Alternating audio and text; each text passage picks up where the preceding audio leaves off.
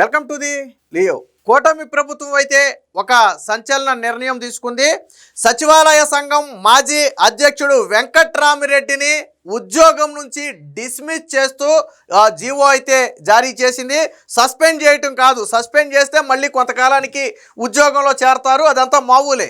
కానీ డిస్మిస్ చేస్తే పూర్తిగా బర్తరఫ్ అంటాం కదా, సో పూర్తిగా ఉద్యోగం నుంచి తొలగించడంతో పాటు అతడికి రావాల్సినటువంటి రిటైర్మెంట్ బెనిఫిట్స్ను కూడా కోల్పోవడం జరుగుతుంది. ఈ దశగా ఆ ప్రభుత్వం అయితే ఆ నిర్ణయం తీసుకుంది. ఇక వెంకట్రామిరెడ్డి గురించి ఎంత చెప్పినా తక్కువ, ఎందుకంటే గతంలో అతని మెడలో లేనిది వైసీపీ కండువా ఒక్కటే.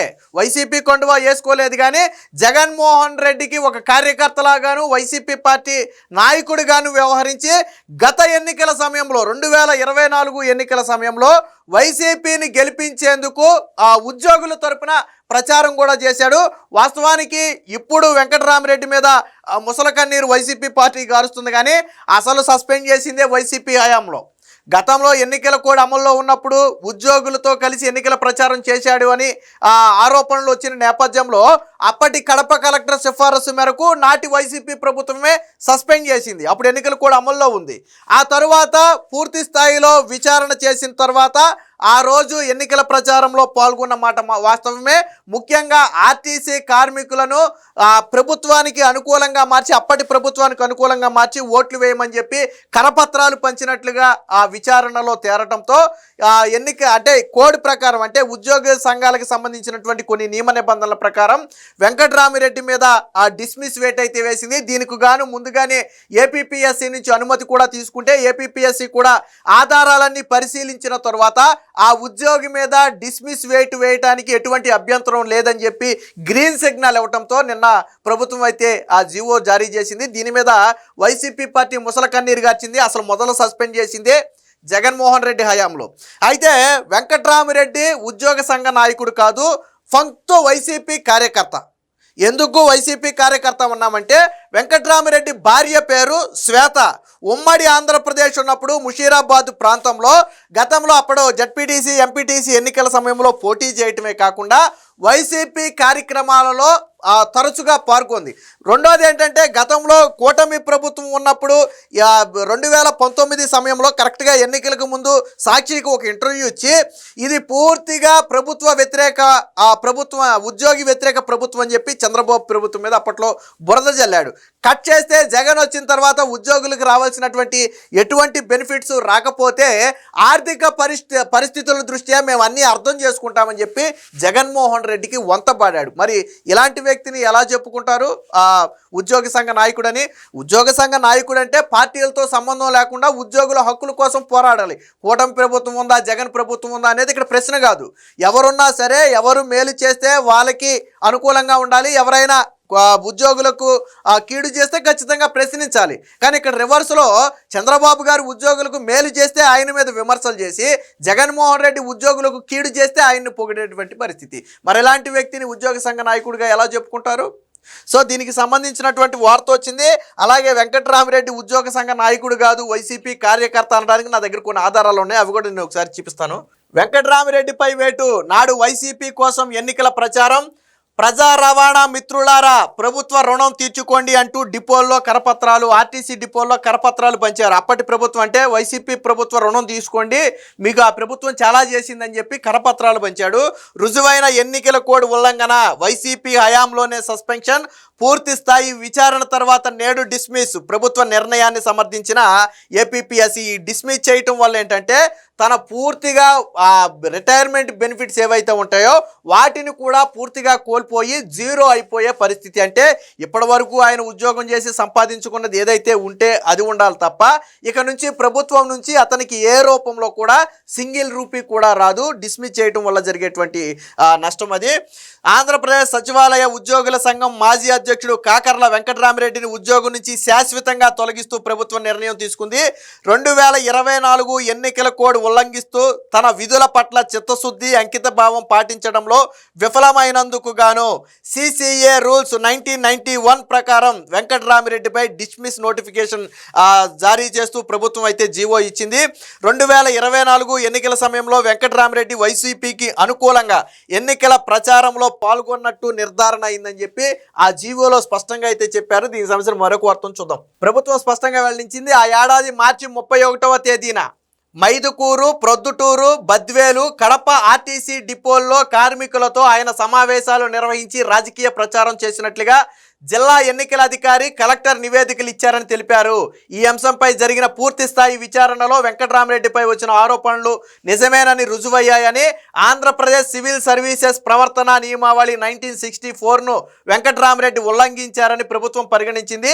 ఇందులోని ఆ రూల్స్ ప్రకారం సివిల్ సర్వీసెస్ నిబంధన 1991లోని రూల్ 8/1 ప్రకారం సంక్రమించిన అధికారాలను ఉపయోగించి పంచాయతీరాజ్ గ్రామీణాభివృద్ధి శాఖలో ఇన్ఛార్జ్ ప్రాతిపదికన అసిస్టెంట్ సెక్రటరీగా పనిచేస్తున్నటువంటి సెక్షన్ ఆఫీసర్, వాస్తవానికి ఈయన సెక్షన్ ఆఫీసర్ అయితే అసిస్టెంట్ సెక్రటరీగా పనిచేస్తున్నాడు.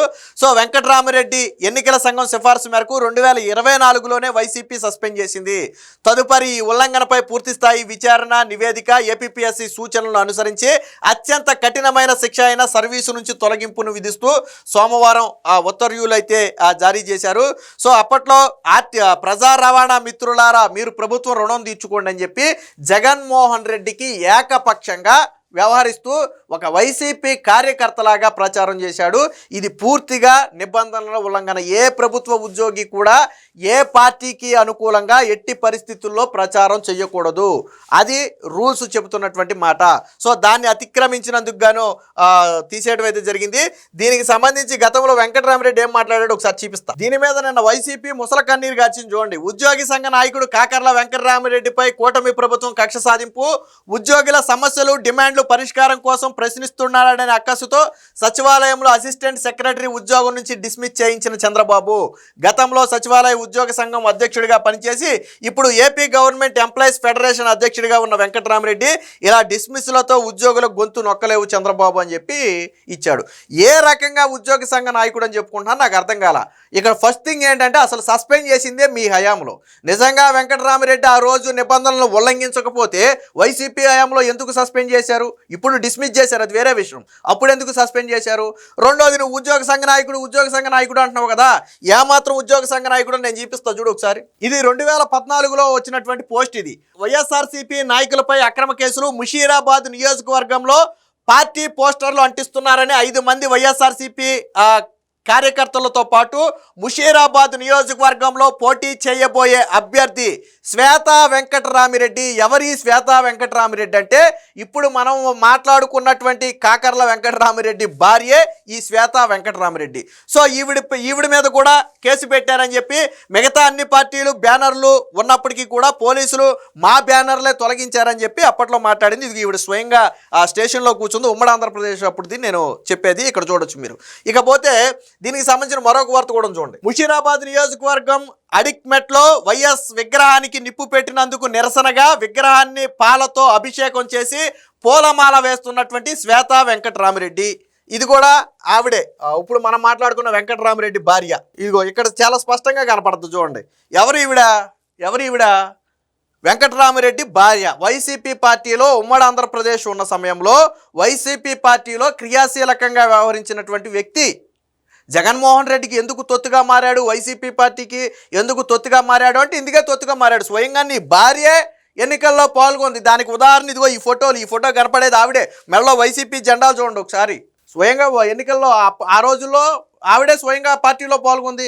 ఇంకా ఈయనేం మాట్లాడాడు చూడండి గతంలో. ఇది ఉద్యోగి వ్యతిరేక ప్రభుత్వం. ఎప్పుడంటే ఎన్నికలకు 2019 ఎన్నికలకు కొద్ది రోజుల ముందు, అంటే చంద్రబాబు గారి 5 ఏళ్ల పాలన తరువాత కరెక్ట్గా ఎన్నికలు వస్తున్నాయి అన్న సమయంలో మాట్లాడిన మాటలు. ఇది ఇక్కడ డేట్ కూడా ఉంది సాక్షిలో. 31 మార్చి 2019 సరిగ్గా ఎన్నికలకు కొద్ది రోజులు 2-3 నెలల ముందు ఇచ్చినటువంటి ఇంటర్వ్యూ ఏమి ఇచ్చారు చూడండి ఇందులో. ఇది ఉద్యోగి వ్యతిరేక ప్రభుత్వం అంటే అప్పటి చంద్రబాబు ప్రభుత్వాన్ని ఉద్యోగి వ్యతిరేక ప్రభుత్వం ఉద్యోగులకు స్వేచ్ఛగా పనిచేసే అవకాశం లేదంట, 50 ఏళ్లకే బలవంతపు పదవీ విరమణ జీవోలు రూపొందించిన ఘనత ఆ ప్రభుత్వం అందంట, 5 ఏళ్లలో ఒక్క ఉద్యోగికి కూడా సెంటు ఇవ్వలేదంట. మరి గత 5 ఏళ్లలో ఎంతమంది ఉద్యోగులకు సెంటు భూమి ఇచ్చారు? చంద్రబాబు గారి హయాంలో ఇవ్వలేదని విమర్శించావు కదా, మరి జగన్మోహన్ రెడ్డి హయాంలో ఎంతమందికి ఇచ్చాడు? జగన్మోహన్ రెడ్డి ఒక సెంటాన్ని ఇచ్చాడా? పోనీ నీకు ఇచ్చాడా? వాళ్ళకి వీళ్ళకి సంగతి ఎందుకు, కానీ నీకు ఇచ్చాడు ఒక సెంటు భూమి? ఇవ్వలేదు కదా. కానీ అంతే, 1,00,000 ఉద్యోగాలు భర్తీ చేయకుండా మాపై పనిభారం, అబ్బా శబాష్, 1,00,000 ఉద్యోగాలు భర్తీ చేయకుండా మాపై పనిభారం పెంచారంట. జగన్మోహన్ రెడ్డి 1,00,000 ప్రభుత్వ ఉద్యోగాలు భర్తీ చేశాడా? నేను అడుగుతున్నా. అప్పట్లో నువ్వు కూటమి ప్రభుత్వాన్ని ప్రశ్నించినే, ఈ కూటమి ప్రభుత్వంగా చంద్రబాబు గారి ప్రభుత్వాన్ని నువ్వు ప్రశ్నించింది అప్పట్లో.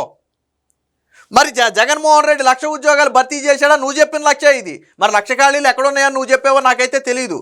భర్తీ చేశాడా 1,00,000 ఉద్యోగాలు? చేయలేదు. మా డబ్బులు తీసుకుని హెల్త్ కార్డులు కూడా ఇవ్వలేదంట. ఉద్యోగి సంఘానికి మా తరపున పోరాడకుండా ప్రభుత్వానికి కొమ్ములు కాస్తున్నాయి. వైఎస్ జగన్ ప్రకటించిన 27% ఐఆర్ కావచ్చు, సిపిఎస్ రద్దు హామీలు కావచ్చు హర్షణీయమంట. మరి ఏమైపోయింది సిపిఎస్ రద్దు? సరే, ఐఆర్ సంగతి కాసేపు పక్కన పెడదాం, ఇచ్చాడో ఇవ్వలేదో. సిపిఎస్ రద్దు ఏమైపోయింది? నువ్వు హర్షణీయం అన్నావు కదా, మరి ఎందుకు పోరాడాల 5 ఏళ్ల పాటు? నువ్వు జదిగో జగన్, నువ్వు సిపిఎస్ రద్దు అన్నావని మేము నిన్ను నమ్మావు. నువ్వు అధికారంలోకి వచ్చిన తర్వాత సిపిఎస్ రద్దు చేయలేదని ఎందుకు డిమాండ్ చేయలేదు వెంకటరామిరెడ్డి? మరి ఎలా రాయండి నా సంఘ నాయకుడు అని చెప్పుకుంటారు? ఫంక్తు వైసీపీ కార్యకర్త అయితే ఎలారా సంఘ నాయకుడు అని చెప్పుకుంటారు మీరు? సో సాక్షితో ప్రభుత్వ ఉద్యోగి ఉపాధ్యాయ పెన్షనర్ల సమైక్య కన్వీనర్ వెంకటరామిరెడ్డి ఆ తర్వాత అయ్యాళ్ళే, ఇదిగో 1,00,000 ఉద్యోగాల్ని భర్తీ చేయాలి, మాపై చేయకపోవడం వల్లే మా మీద భారం పడిందని చెప్పాడు. ఎవరికి సెంటు స్థలం ఇవ్వలేదట. జగన్మోహన్ రెడ్డి ఎంతమందికి సెంటు స్థలం ఇచ్చాడో నాకైతే అర్థం కాలేదు. డిఏలు రద్దు చేసిన ఆచరణ పోరాకలే. జగన్మోహన్ రెడ్డి పెండింగ్ పెట్టిన డిఏలను ఇప్పుడు చంద్రబాబు నాయుడు ఇచ్చాడు. మళ్ళీ వీళ్ళు డిఏల గురించి మాట్లాడాడు. సరే, ఇది చంద్రబాబు గారి ప్రభుత్వం ఉన్నప్పుడు కదా, జగన్ ఉన్నప్పుడు మాట్లాడాడు. అది చూపిస్తా. ఇదిగో చంద్రబాబు నాయుడు ఉన్నప్పుడు ఆర్థిక పరిస్థితి గుర్తు రాలేదు, జగన్ వచ్చేటప్పటికి ఆర్థిక పరిస్థితి ఉంటుంది. రాష్ట్ర ఆర్థిక పరిస్థితి దృష్టి అంగీకరించామంట. మరి చంద్రబాబు నాయుడు ఉన్నప్పుడు ఆర్థిక పరిస్థితి గుర్తు రాలేదా? చంద్రబాబు నాయుడు 2014లో కట్టుబట్టలతో ఆయన బయటకు వచ్చేసి రాజధాని లేనటువంటి పరిస్థితి, ఉద్యోగులకు జీతాలు ఇవ్వడానికి ఇబ్బంది పడే పరిస్థితుల్లో ఆయన రాష్ట్రాన్ని చక్కబెట్టుకుంటూ వస్తే ఆ రోజు ఆర్థిక పరిస్థితి కనపడాల ఈ కళ్ళకి. కానీ జగన్ వచ్చేటప్పటికి ఉద్యోగులకు కావాల్సిన బెనిఫిట్స్ కోసం అడగటం మానేసి ప్రస్తుత ఆర్థిక పరిస్థితుల దృష్ట్యా జగన్ ఏది చెప్తే అది మేము అంగీకరించామంట. నువ్వెవడవు అంగీకరించడానికి? నువ్వెవడం అసలు అంగీకరించడానికి? సచివాలయ ఉద్యోగుల సంఘం అధ్యక్షుడు వెంకటరామిరెడ్డి ఫిట్మెంట్ కొంచెం తగ్గినా రాష్ట్ర ఆర్థిక పరిస్థితి దృష్ట్యా అంగీకరించామని సచివాలయ ఉద్యోగుల సంఘం అధ్యక్షుడు వెంకటరామిరెడ్డి వెల్లడించాడు.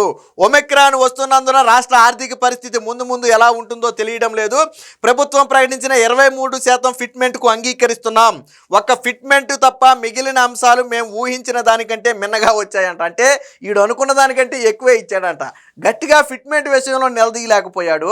పైగా రేపొద్దునేదో విపత్తు రాబోతుంది, ఆర్థిక పరిస్థితి ఎలాగ ఉంటుందో తెలియదు కాబట్టి మేము సాక్రిఫై చేశామని చెప్పి మాట్లాడాడు. అదే చంద్రబాబు ప్రభుత్వం ఉన్నప్పుడు ఇది ప్రభుత్వ ఉద్యోగుల వ్యతిరేక ప్రభుత్వం, చంద్రబాబు నాయుడికి చిత్తశుద్ధి లేదు, మాకు హెల్త్ కార్డులు ఇవ్వలేదు, మాకు సెంటు భూమి ఇవ్వలేదు అని మాట్లాడాడు.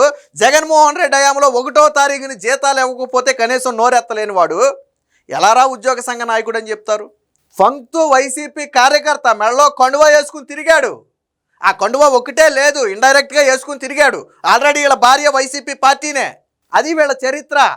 ఇలాంటి వాడికి వైసీపీ పార్టీ వెనకమాల ఒత్తాసు పలకటం. అంటే వాళ్ళ బాధ కూడా ఏంటంటే పాపం జగన్మోహన్ రెడ్డిని నమ్ముకున్న వ్యక్తి ఈరోజు బలైపోయాడని వాళ్ళ బాధ అయి ఉండదు. బహుశా అంతకు మించి ఏమి ఉండదు. ఏది ఏమైనా ఈరోజు కూటమి ప్రభుత్వం అయితే ఒక సంచలన నిర్ణయం తీసుకుంది. ఉద్యోగి సంఘం ముసుగులో ఆ రోజు వైసీపీకి కొమ్ముగాసి నిజంగా ఉద్యోగులకు కీడు చేసి ప్రభుత్వం ఆ రోజు ఎటువంటి బెనిఫిట్స్ ఇవ్వకపోయినా అన్నిటికీ అంగీకరిస్తున్నట్టుగా ఉద్యోగులను భయపెట్టి బెదిరించినటువంటి వ్యక్తి ఉద్యోగ సంఘ నాయకుడు వెంకటరామిరెడ్డి. ఆ రోజు జగన్ మీద ఎవరు ఎదురు తిరగకుండా అడ్డుకున్నది వీడే.